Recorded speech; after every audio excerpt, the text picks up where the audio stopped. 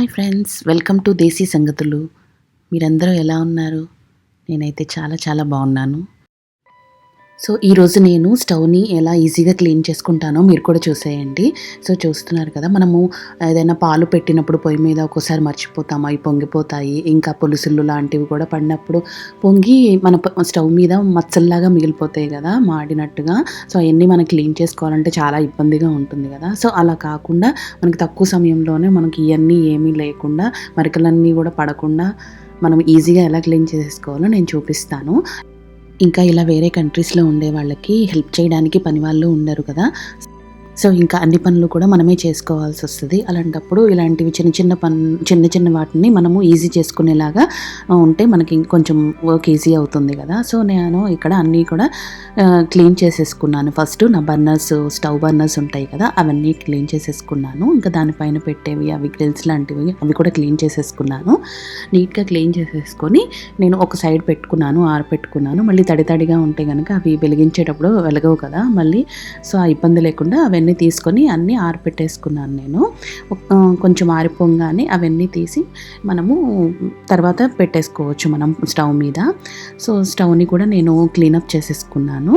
ఇక చూస్తున్నారు కదా, మొత్తం నీట్గా క్లీన్ చేసి.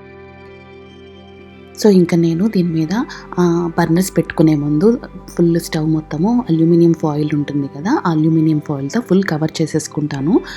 అదే కాకుండా మనకు బయట షాప్స్లో మనకి అల్యూమినియం ఫాయిల్తోనే చిన్న స్టవ్ జస్ట్ ఆ బర్నర్ కింద ఆ సైజు వరకు కవర్ చేసేలాగా స్క్వేర్ లాగా మనకి ఒకటి దొరుకుతాయి. కానీ అవి ఏంటంటే మనం స్టవ్ మొత్తం కవర్ చేయవు. దాని మూలంగా మళ్ళీ అవన్నీ తీసి మొత్తం చాలా గ్రీజీ అయిపోతుంది స్టవ్ అంతా. సో మనకు ఆయిల్ గ్రీజీ జిడ్డు అవన్నీ లేకుండా మనము ఇప్పుడు ఎలా చేసుకోవాలో నేను ఎలా చేసుకుంటానో మీకు చూపిస్తాను. ఇలా అల్యూమినియం ఫాయిల్ ఉంది కదా, చూసారు కదా, ఇది మ్యాక్సిమం అందరి దగ్గర ఉంటుంది కదా. దాన్ని తీసుకొని నేను స్టవ్ మొత్తం ఫుల్ కవర్ చేసేలాగా నేను దాన్ని పెట్టుకుంటాను కట్ చేసుకొని. సో అది నేను ఇప్పుడు పెట్టుకుంటాను. అది ఎలా పెట్టుకుంటానో మీరు కూడా చూసి. సో నా దగ్గర ఉన్న అల్యూమినియం ఆ రోల్ తీసుకొని ఆ స్టవ్ మీద అలాగా నేను పెట్టుకొని సైజు అక్కడ వరకు కట్ చేసుకున్నాను. మీరు ఇలా అన్నా పెట్టుకోవచ్చు, లేదంటే ఇలా స్ట్రైట్గా నిలువుగా అయినా పెట్టుకోవచ్చు.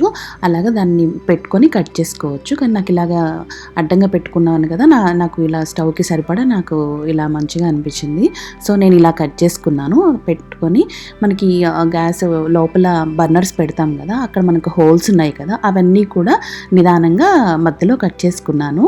అది కూడా ఎందుకంటే మనం అందులో మళ్ళీ అక్కడ బర్నర్స్ పెట్టుకోవాలి, అలా కవర్ చేసి మాత్రం ఉంచుకోకూడదు. సో అలా బర్నర్స్ పెట్టే దగ్గర మాత్రము ఆ హోల్ ఉంది కదా, అక్కడంతా అల్యూమినియం ఫాయిల్ మొత్తాన్ని తీసేయాలి. సో ఆ ఫాయిల్ కవర్ చేసిందంతా తీసేసుకోవాలన్నమాట. తీసేసుకుంటేనే మనకు అప్పుడు బర్నర్స్ పెట్టుకోవడానికి ఈజీగా ఉంటుంది. అండ్ అలా కవర్ చేసి మాత్రం ఉంచకూడదు, కంపల్సరీ తీసేయాలి. సో ఈ విధంగా నేను కట్ చేసేసుకున్నాను ఆ హోల్స్ దగ్గర. ఆ తర్వాత దాని మీద నేను బర్నర్స్ పెట్టేసుకుంటాను. అప్పుడు నాకు లిట్ మనం వెలిగించినప్పుడు కూడా ఈజీగా మనకి బర్నర్ వెలుగుతుందన్నమాట.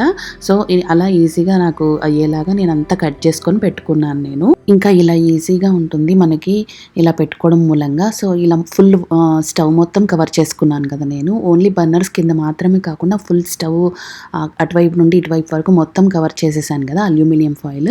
ఇప్పుడు మనకి ఏంటంటే ఏదైనా వండుకున్నప్పుడు ఏదైనా కింద పడినా, ఏమన్నా మరకలు పడినా, అంటే మచ్చల్లాగా మాడిపోయినట్టు పాలు పొంగినప్పుడు పులుసులు కానీ, సాంబారు, పప్పు ఇలాంటివన్నీ చెందుతాయి కదా మనకి. కూర వండేటప్పుడు కూడా గరిటను తిప్పేటప్పుడు కూడా మనకి చెందుతాయి కదా, అవన్నీ కూడా మనకి ఈజీగా అనమాట.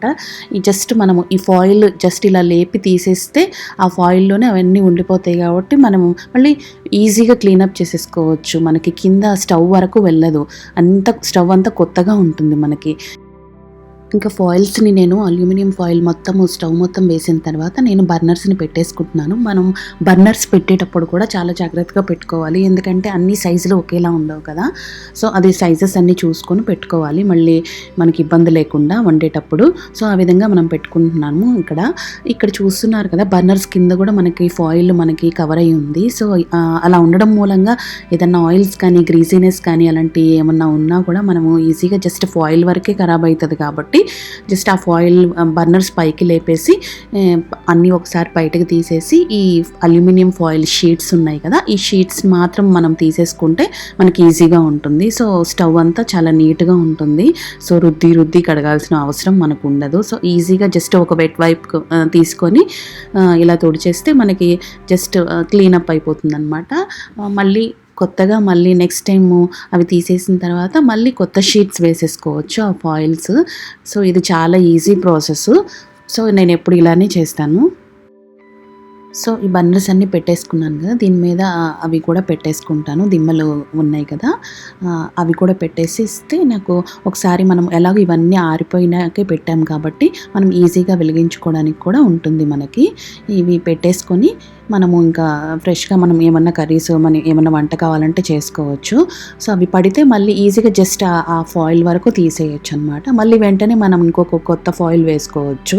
సో ఎవ్రీ టైం మనం తీసి కడగాల్సిన అవసరం ఉండదు. ఎందుకంటే ఇప్పుడు ఇక్కడ మనకి ఏది చిన్నది అంటే మనము గీతలు అలాంటి పెయింట్లో అలా తెలుసు కదా మనకి, అసలు ఇక్కడ ఏది పోయినా మన మూలంగా అన్నిటికీ ఫైన్స్ వేస్తూ ఉంటారు. ఏదన్నా బాగా ఈవెన్ మనకి కూడా దాని మీద రుద్ది కడిగినప్పుడు ఆ స్టీల్ వాటి మీద మనము ఐరన్వి ఉంటాయి కదా, దాంతో స్క్రబ్స్ వాటితో చేస్తే కనుక గీతలుగా అయిపోతాయి కదా మొత్తం అంతా కూడా.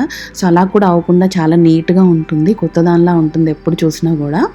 సో ఇదేంటంటే మనకి స్టవ్ మొత్తం కవర్ అయి ఉంటుంది కాబట్టి మనకి తుడుచుకోవాలన్నా కూడా పెద్దగా ఇబ్బంది ఉండదు.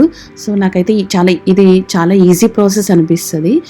మీరందరూ ఎలా చేస్తారో నాకైతే ఈజీగా ఉంటుంది కాబట్టి నాకు మీకు చూపించాలనిపించింది. నేనైతే ఇలా మెయింటైన్ చేసుకుంటాను స్టవ్ని, ఎప్పుడు చూసినా కొత్తగానే ఉంటుంది. ఇంకెవరైనా ఫస్ట్ టైం చూస్తుంటే ప్లీజ్ సబ్స్క్రైబ్ చేసుకోండి. Please subscribe to my channel. Thank you for watching. Please subscribe to my channel. Like, share and be happy.